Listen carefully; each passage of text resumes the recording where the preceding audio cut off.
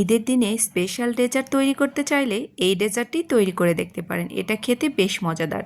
সাধারণ একটি খাবারকে সামান্য একটু ডেকোরেশন করে নিলেই এটার টেস্ট কিন্তু অনেকটা বদলে যায়। আজ আপনাদের তৈরি করে দেখাবো মালাই জর্দা।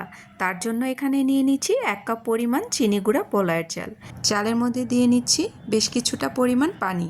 এরকম 3-4 বার পানি দিয়ে চালটাকে পরিষ্কার করে ধুয়ে নিতে হবে, যাতে চালের মধ্যে কোনো প্রকার ময়লা না থাকে।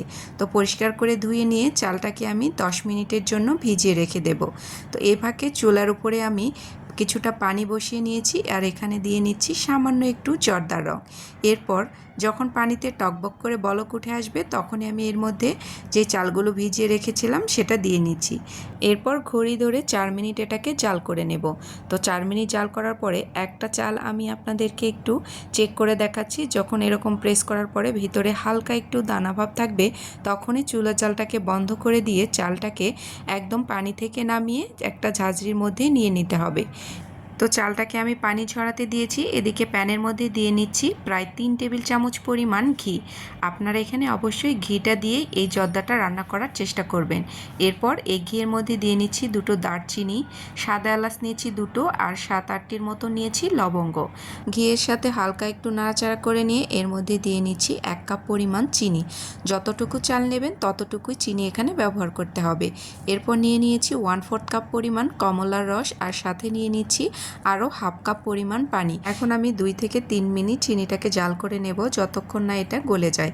তো চিনিটা গলে গেছে। এই পর্যায়ে আমি স্বাদের জন্য একটু লবণ ব্যবহার করছি, আপনারা চাইলে এটা স্কিপ করতে পারেন। এখন যে চালগুলো সেদ্ধ করে রেখেছিলাম সেগুলো দিয়ে নিচ্ছি। তো এখন দিয়ে নেওয়ার পরে আরও কিছুক্ষণ নাড়াচাড়া করে নেব। এই পর্যায়ে চুলার জালটাকে একদমই মিডিয়াম টু লোয়ে করে দেব। তো পানিটা একদম শুকিয়ে গেছে। এই পর্যায়ে এর মধ্যে কিছুটা ড্রাই ফ্রুট অ্যাড করে দিচ্ছি। আমি বেশ কিছুটা বাদাম কুচি নিয়েছি।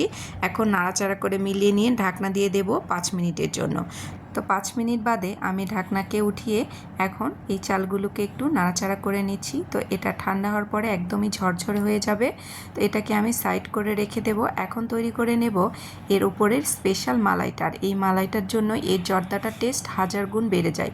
তো এখন আমি এখানে প্রায় 1.5 কাপের মতো ঘন দুধ নিয়েছি। এর সাথে দিয়ে নিচ্ছি প্রায় 1/2 কাপ পরিমাণ গুঁড়া দুধ।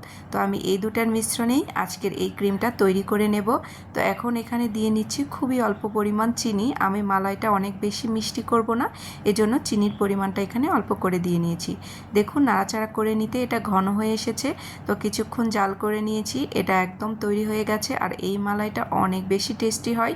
তো এটাকে নামিয়ে হালকা একটু ঠান্ডা করে নিয়েছি।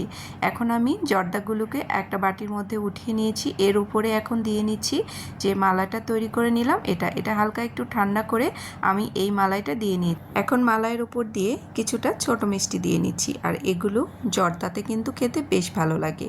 আর এই মিষ্টিগুলোও আমি বাসায় তৈরি করেছি। তো দেখুন দেখতেই কতটা লোভনীয় হয়েছে আর এটা খেতেও কিন্তু বেশ মজাদার। তো এখন আমি উপর থেকে আরও সামান্য একটু বাদামের কুচি ছড়িয়ে নিচ্ছি। একদমই তৈরি হয়ে গেছে মজাদার ও দুর্দান্ত স্বাদের মালাই জর্দা। তো আজকের রেসিপিটি কেমন লেগেছে অবশ্যই ভালো লেগে থাকলে শেয়ার করে দিতে ভুলবেন না। আল্লাহ হাফেজ, আসসালামু আলাইকুম।